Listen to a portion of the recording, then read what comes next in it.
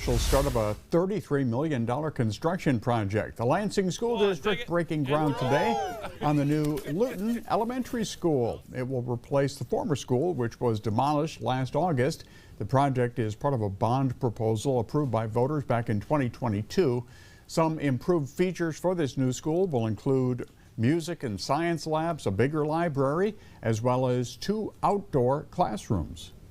Could not do this without the community members really believing in our kids and in the Lansing School District. Now with the groundbreaking, they'll start to see walls come up and foundations being built, and it really is a foundation of the Lansing School District just believing in kids.